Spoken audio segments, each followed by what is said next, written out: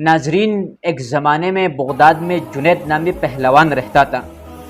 اس کی پہلوانی کا یہ عالم تھا کہ دنیا کے بڑے بڑے پہلوان ان کا نام سن کر کانپ اٹھتے تھے۔ ان کے پہلوانی کا یہ عالم تھا کہ دنیا کے بڑے سے بڑا پہلوان ان کی زیر نگی تھا۔ اسی وجہ سے انہیں بادشاہ کے دربار میں بڑا مقام حاصل تھا۔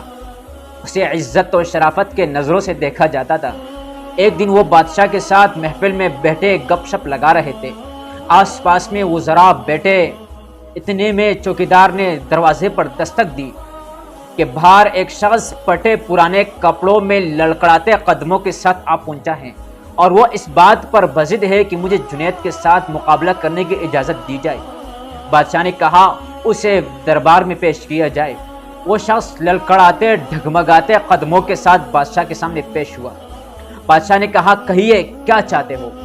اس نے کہا بادشاہ سلامت، مجھے جنید نامی پہلوان کے ساتھ مقابلہ کرنے کی اجازت دی جائے۔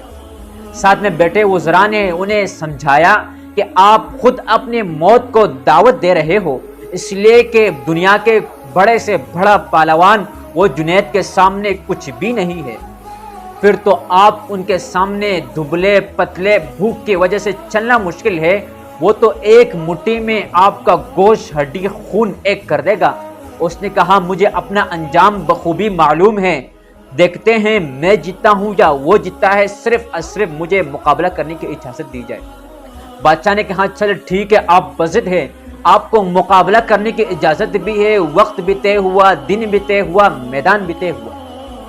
ناظرین کرام، جیسے جیسے وقت قریب آتا گیا، لوگوں کا شوق، لوگوں کا جذبہ، لوگوں کا جنون مزید بڑھتا گیا۔ دنیا جہاں سے کھیل کے شوقین سیاح بغداد کے ارد گرد جمع ہونے لگے۔ وہ وقت آ پہنچا جس دن مقابلے کا وقت طے تھا، تو لوگ دنیا جہاں سے آ کر اس مقام کے آس پاس میں بیٹھنے لگے۔ اور ہونا بھی یوں تھا کہ تاریخ میں پہلی بار ایک بھاڑ اور تھنکے کا مقابلہ تھا، اور تنکا بضد تھا کہ میں اس بھاڑ سے جیت کر دکھاؤں گا۔ ناظرین، جیسے جنید لتھڑتے ہوئے میدان میں داخل ہوا، سب نے واہ واہ کی آوازیں لگائی، لیکن سب کو یقین تھا کہ وہ غریب نادار مفلس شخص ضرور موقع سے بھاگے گا۔ لیکن تاریخ نے وہ وقت دیکھا کہ وہ شخص بھی اس کے پیچھے پیچھے ڈگمگاتے ہوئے، لڑکھڑاتے ہوئے وہ شخص بھی آ پہنچا۔ ناظرین، جیسے میدان سجنے لگا اور دونوں کی طرف سے پنجہ آزمائی شروع ہو گئی۔ اس نے کہا کان قریب کر کے میرے بات سن لیجئے گا۔ جنید سمجھا کہ یہ اب اپنی زندگی کی بھیک مانگے گا۔ جنید نے کان قریب کر کے کہا کہیے کیا کہنا چاہتے ہو؟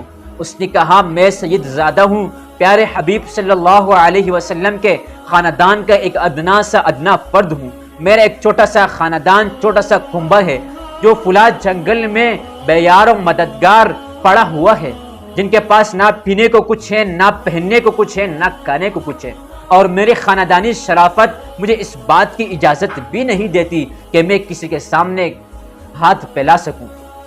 تو آج آپ میری لاج رکھیے گا، انشاءاللہ میں اپنے نانا جان سے آپ کو تاج پہنوا کر رکھواؤں گا۔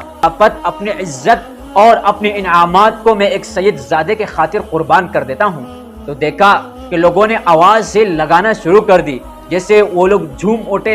تاریخ نے وہ ٹائم دیکھا، جنید چاروں شانے لیٹا ہوا پڑا ہے، وہ غریب مفلس شخص اس کے سینے پر بیٹھ کر لتاڑ رہا ہے۔ لوگوں نے اسے گود میں اٹھائے، انعامات کی بارش کر دی۔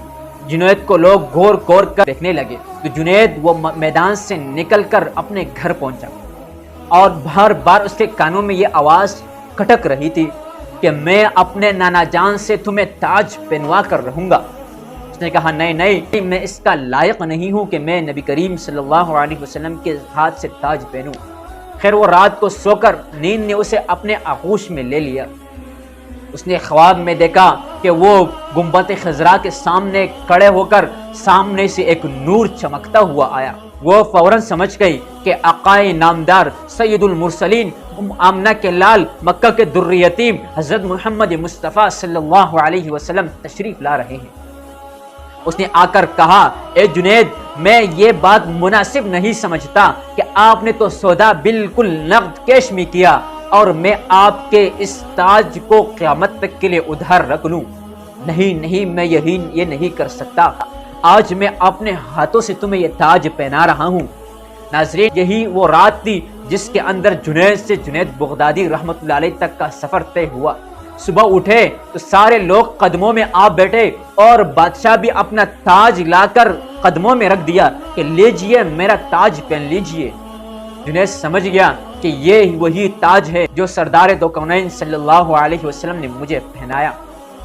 یہی وہ سفر تھا جس کی وجہ سے جنید سے جنید بغدادی بن گئے۔ یہی وہ سفر تھا کہ آج تک بھی صوفیاء کا ایک سلسلہ ان سے چلتا ہوا آ رہا ہے۔ یہی وہ وجہ تھی، یہی وہ سید زادی کے محبت تھی جس کی وجہ سے انہوں نے اپنا عزت، اپنا شرافت، اپنا مال قربان کر دیا، لیکن قیامت تک کے لیے نام کما کر چلے گئی۔ قیامت تک کے لوگوں کے منہ سے اپنے لیے رحمت اللہ علیہ کے الفاظ اگلوا کر چلے گئی۔ ناظرین، آج بھی ہم لوگ اگر اپنی عزت، اپنی شرافت، اپنے خواہشات نبی کریم صلی اللہ علیہ وسلم کے عزت کے خاطر، نبی کریم صلی اللہ علیہ وسلم کے ناموس کے خاطر، قرآن کے خاطر، قرآنی احکامات کے خاطر قربان کر دیں گے تو یہ وہ وقت دور نہیں، آج سے لے کر قیامت تک کے آنے والے لوگ ہمیں بھی رحمت اللہ تعالی علیہ ہمارے ساتھ مزید القابات لگاتے ہوئے پائیں گے۔ اللہ تبارک و تعالی ہمیں نبی کریم صلی اللہ علیہ وسلم کے عزت کے خاطر، ناموس کے خاطر بر مٹنے والا بنائے۔